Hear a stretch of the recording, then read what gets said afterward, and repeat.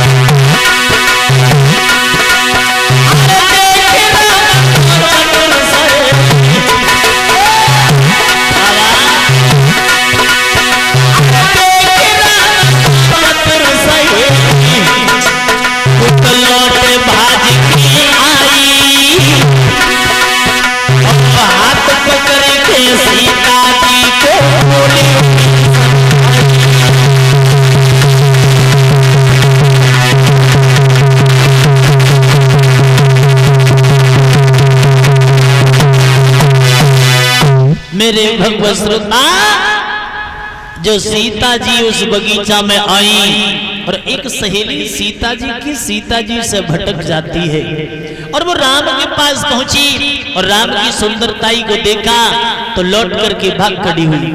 और जहां सीता जी है ना, वहीं आकर के सीता जी से बोली है कि आली, जिन भगवान श्री राम की हम तुम लोग वर्षों से प्रशंसा सुन रहे हैं, मुझे लगता है आली कि सुनो सजनी राम बगिया में आए,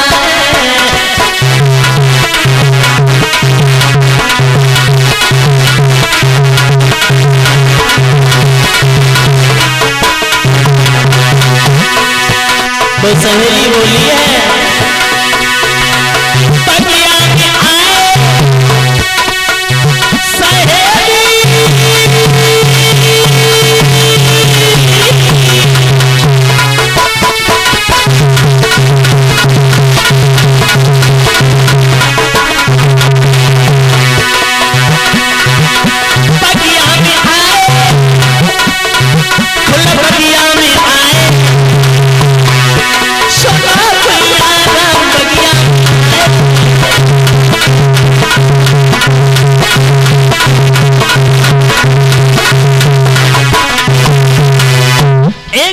वो लड़की कहने लगी है कि बहन, जिन भगवान श्री राम की हम तुम लोग बरसों से प्रशंसा सुन रहे हैं, वही श्री राम आज इस बगीचा में मौजूद है। मेरे भगवत श्रोता, ये बात जब सीता जी ने सुनी है तो सीता जी जहां भगवान श्री राम बैठे हैं उसी जगह पर आ जाती है।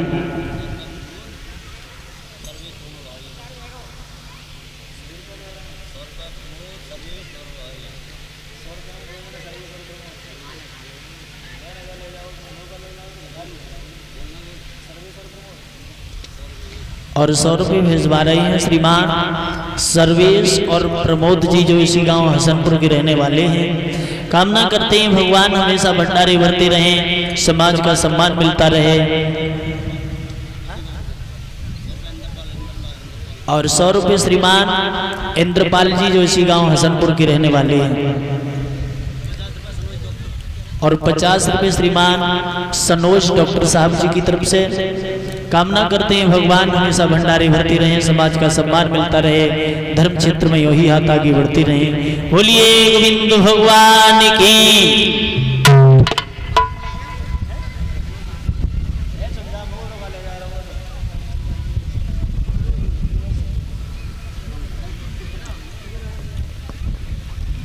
श्री सुखदेव जी बोले कि राजन पृष्ठतः जिस समय सीता जी ने ये सुना है कि भगवान श्री राम इस बगीचा में आ चुके हैं, उसी समय सीता जी जब भगवान श्री राम के पास आई और सीता ने जब राम को देखा और राम ने जब सीता को देखा तो कवि ने तो यहां तक लिख डाला जो भगवान श्री राम की बांधी गाए प्रेम की डोरी में और चित चोर आप चित चोर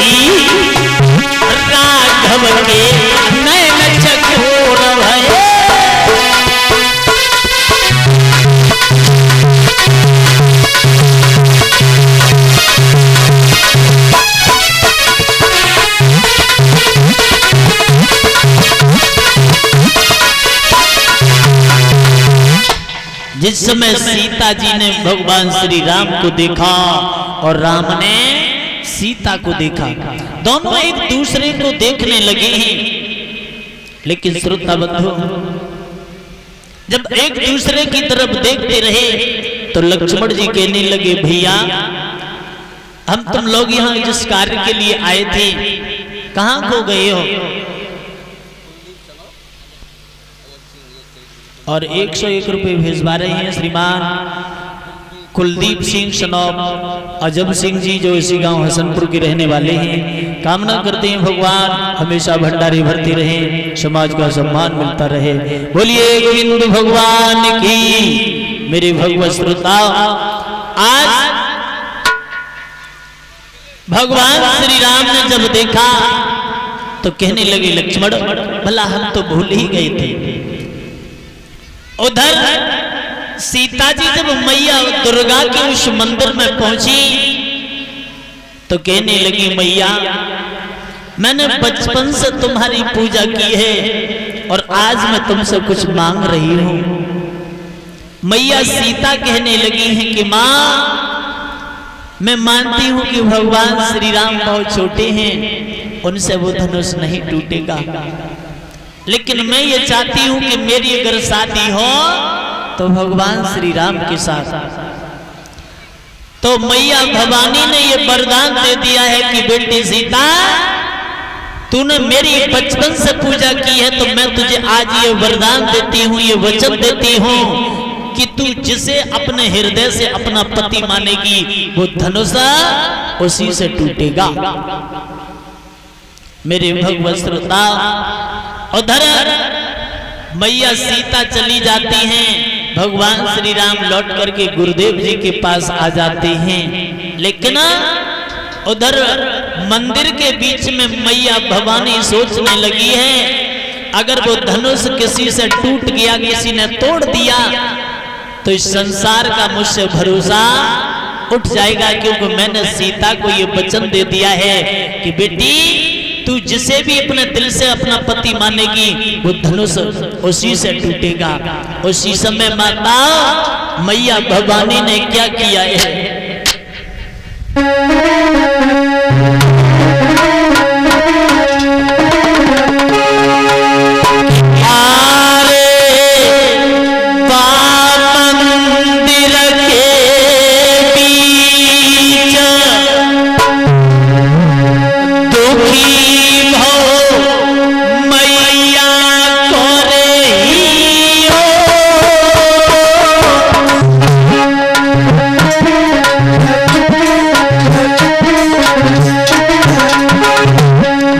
के बीच में सोच रही है वो मैया भवानी, आरे पाप मंदिर के बीच दुखी गौ मैया करे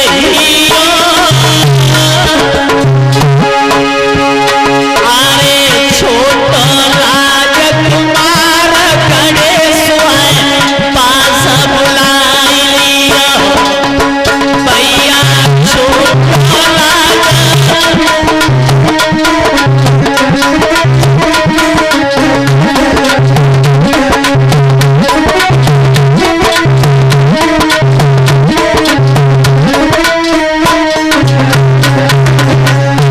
मैया ने अपने छोटे पुत्र गणेश को अपने पास बुलाया और कहा है लाला एक बात मेरी ध्यान से सुन लेना गणेश।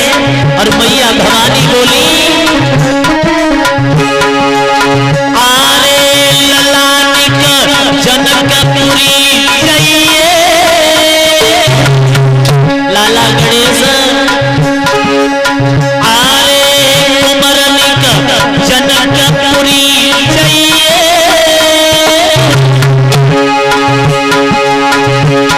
आरे रंग भूमि में धनुष धनुष पे बेटा जम जाइए आरे रंग भूमि में धनुष धनुष पे बेटा जम जाइए।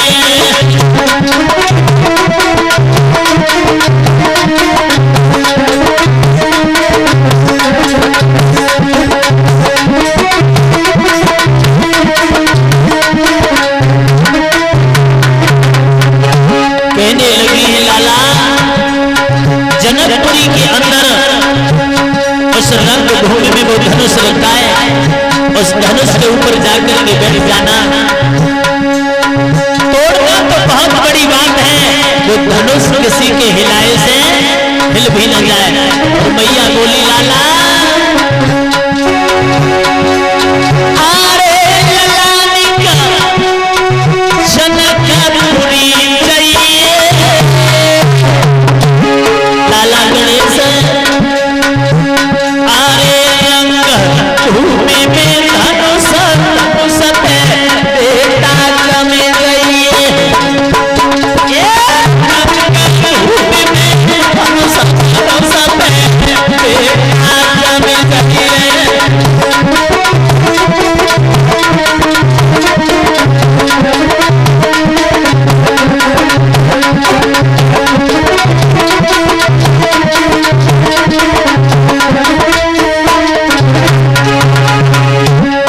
कमेटी के सदस्य लला ललन को बैठा लो सब, गौरव ने बैठा लो सब।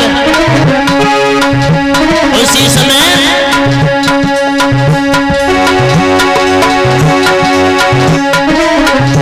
गणेश जी चले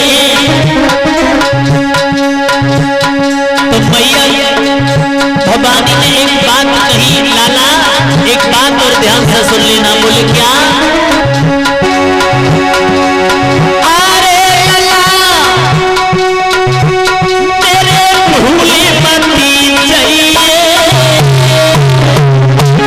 लाला गणेश बेटा आरे कमल भूमि मंत्री चाहिए जब उठ के आवे राम धनुष को बेटा तज आइए उठ के आवे राम धनुष को बेटा तज आइए।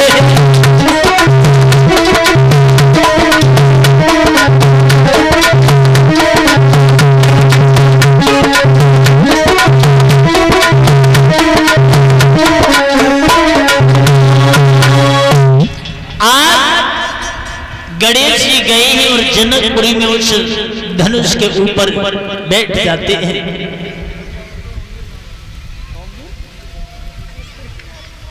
और क्या मन रुपये भिजवा रहे हैं श्रीमान ओमवीर जो इसी गांव हसनपुर के रहने वाले हैं। कामना करते हैं भगवान हमेशा भंडारे भरते रहें। मेरे भगवत श्रोता आज दूर दूर से वो राजा महाराजा जब धनुष तोड़ने के लिए आए हैं, धनुष टूटना तो बहुत बड़ी बात है, किसी के हिलाए से वो धनुष हिला भी नहीं। तो गोस्वामी तुलसीदास जी ने लिखा रामचरितमानस में,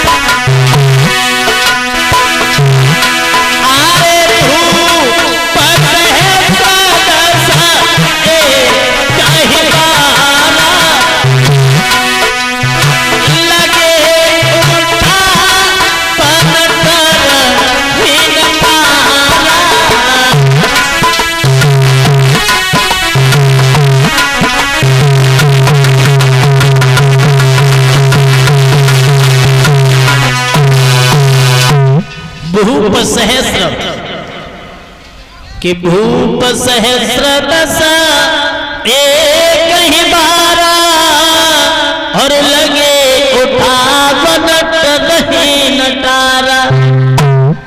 भूप सहस्र यानी एक सहस्र 1000 का होता है। 10,000 राजा उस धनुष से धनुष तोड़ने के लिए जुट जाते हैं। तो परीक्षित महाराज 10,000 राजन के 20,000 हाथ हो गए, तो वो धनुष कितनो लंबो हतो जा से 20,000 हाथ लग गए। और अगर धनुष टूटू जातो तो सीता जी किन-किन के गले में जयमाला डालती। भूप सहस्र 10 एक ही बारा, गलत नहीं लिखा, यानी एक दिन में एक एक करके 10,000 राजा उस धनुष से तोड़ने के लिए जुट जाते हैं, लेकिन वो धनुष किसी से नहीं हिला। टूटना तो बहुत बड़ी बात है। जोशीले बाजे बजने बंद हो गए।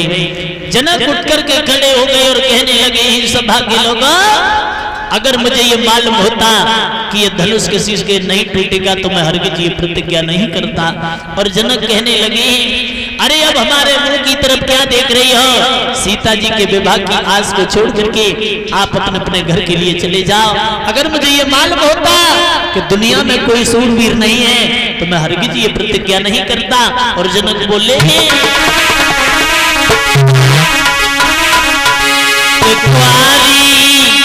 और सिया रही और बिरखा तेज धनुष की ठानी कुआरी।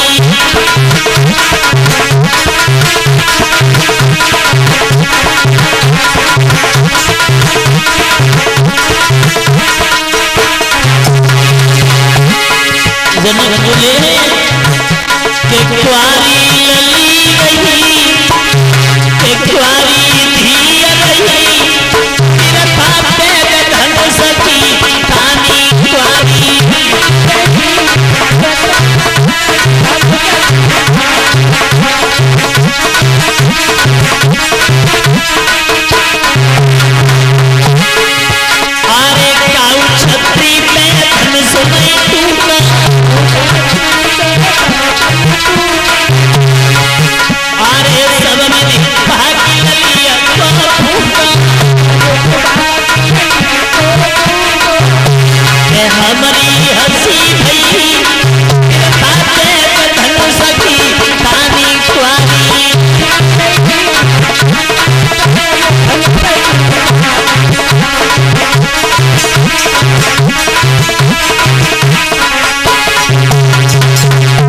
जो इतने शब्द मेरे भगवत श्रोता जनक ने कहे हैं कि अरे अब हमारे मुंह की तरफ क्या देख रहे हो? सीता जी के विवाह की आस को छोड़ करके तुम लोग चले जाओ।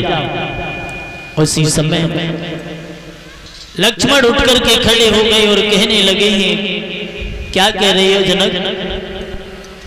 अरे ये धनुष धनुष चिल्ला रहे हो? ये धनुष तो बहुत छोटी बात है जनक, तुम्हें नहीं मालूम है यदि आज्ञा जो गुरु की पाई जावे जनाब यदि आज्ञा में गुरु की पाई जावे ब्रह्मांड को अबे हिलाई डाले तो सूरज चांद को निकल जाए तो सूरज चांद को निकल जाए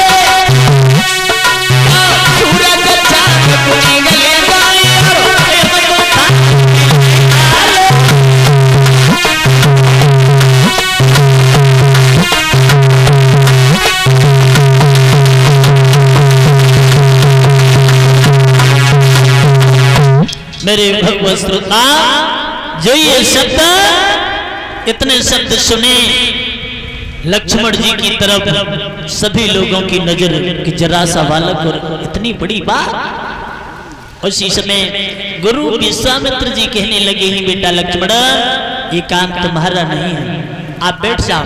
और भगवान श्री राम को आज्ञा दी है कि बेटा राम आगे बढ़ो और इस धनुष को तोड़ दीजिए। कहाँ है राम आ जाओ।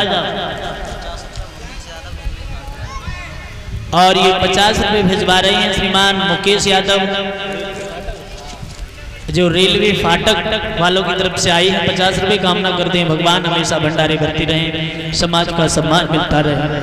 आज भगवान श्री राम आगे बढ़े हैं और जहां धनुष रखा है उस धनुष के पास पहुंचे और जाकर के भगवान श्री राम ने एक ही हाथ से उस धनुष को उठा लिया है। और जब धनुष उठाया